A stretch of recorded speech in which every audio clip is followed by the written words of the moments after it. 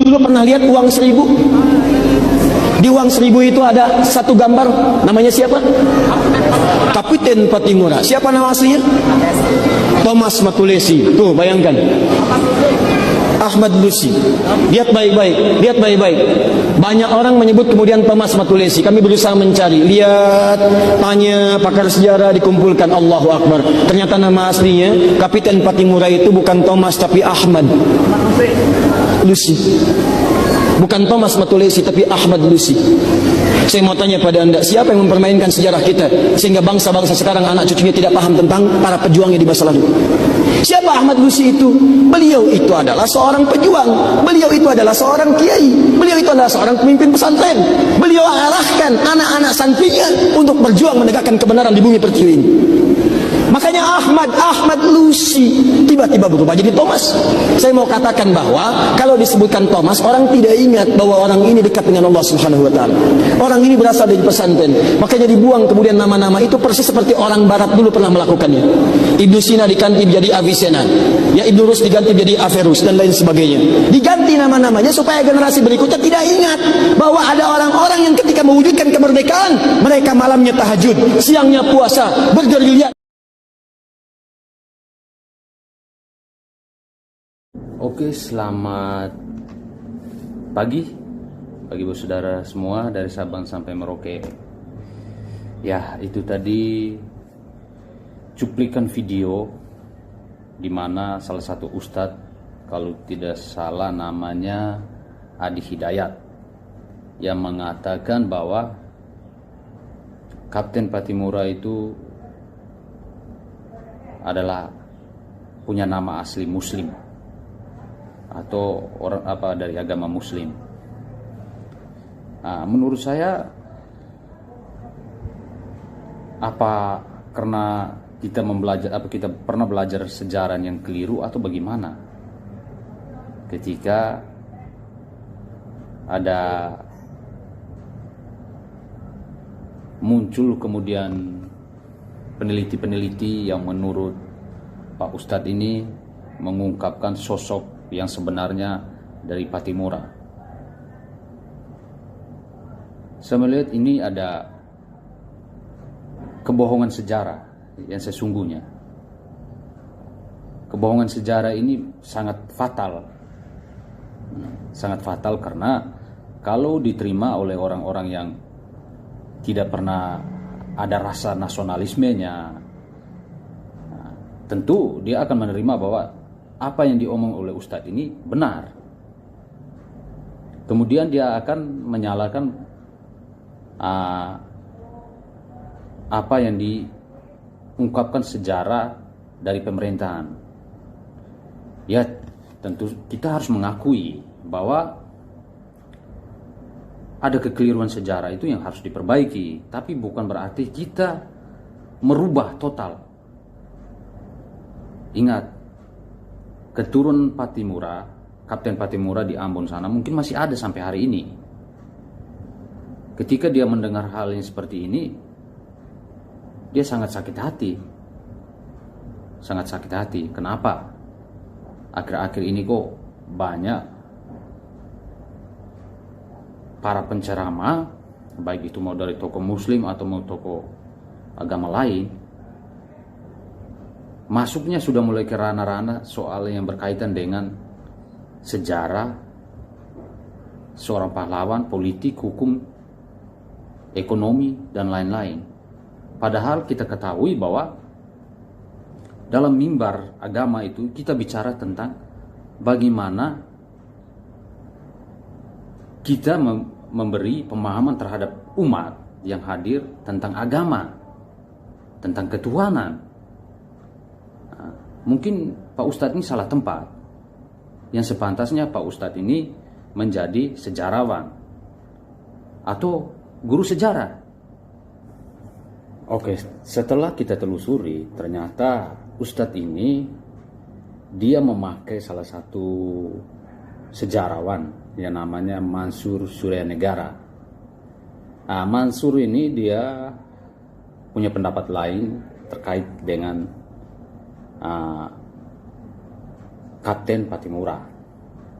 Itu dalam buku yang berjudul Api Sejarah tahun 2009, dia mengatakan Pattimura itu yang sebenarnya adalah Ahmad Lusi, atau dalam bahasa Maluku disebut sebagai Mat Lusi, yang lahir di Hualoi, Seram Selatan. Nah, ini ada perbedaan. Nah, sejarawan yang mengatakan sosok sesungguhnya Pattimura itu. Kemudian saya coba menelusuri pendapat sejarawan lain, salah satu putra Ambon, yaitu Happy Leonard Lelapari. Dia bekerja sebagai dosen, dan dia meneliti tentang sejarah Kapiten Pattimura dari negeri Hulaliu, Pulau Haruku, Maluku. Beda. Ini kan artinya beda. Ini peneliti itu dari seorang dosen putra Maluku. Kemudian saya melihat dengan sosoknya sejarawan Mansur Suryanegara. Dari nama Suryanegara saya patut menduga bukan orang Maluku. Hal-hal yang seperti ini sangat bahaya sekali. Ini tugas seorang ustadz ataupun pendeta ataupun pastor dan agamawan lain yang seharusnya sebelum dia melakukan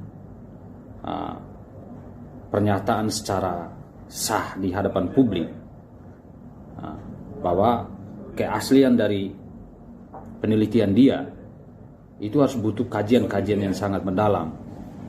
Jadi bukan saja asal mengkaji, karena ini keterkaitan dengan pahlawan Maluku yang tentunya kita harus meneliti yang lebih objektif. Para peneliti ini harus pergi kepada sumber aslinya. Ya. Contoh keturunan dari seorang pahlawan Kapiten Pattimura. Bukan asal kita mendapat pendapat dari orang yang tidak punya kompeten dalam hal ini. Dan saya sangat percaya sejarah yang kita pernah dapat dari tingkat SD, yaitu kalau tidak salah, setahu saya, kita tuh belajar tentang PSBB. Itu yang kita dapat Pattimura, yang punya nama aslinya itu Thomas Matulesi. Kemudian pada abad sekarang muncul kontroversi yang seperti ini, saya rasa tidak layak. Apalagi seorang tokoh agama mengutip pendapat yang belum tentu benar, dan kita membenturkan pendapat itu dengan sejarah yang sudah dibuat oleh pemerintahan. Seperti yang saya katakan di awal, memang mungkin ada sejarah-sejarah yang salah, tapi bukan berarti kita merubah total. Kita hanya meluruskan mungkin soal kematiannya ataukah soal keturunannya. Itu bisa, tapi kalau kita merubah total seperti ini, saya punya ketakutan ketika orang yang menerima ini yang punya IQ-nya tidak rata-rata, tidak di atas rata-rata, akhirnya membias kemana-mana. Nah, untuk itu alangkah bijak, mungkin saya mengajak saudaraku semua yang ada di Ambon, Pattimura, bisa turut komen dalam konten kami ini. Siapa sih sesungguhnya sosok yang kita kenal selama ini adalah Thomas Matulesi, yaitu Kapten Pattimura, pahlawan dari Ambon. Bagi saudara yang dari Ambon, silakan memberi komentar, biar publik juga mengetahui bahwa yang sebenarnya seperti ini. Untuk itu tetap dukung channel kami. Untuk saudaraku semua dari Sabang sampai Merauke, jangan lupa subscribe, share, like. Salam persaudaraan dari Sabang sampai Merauke.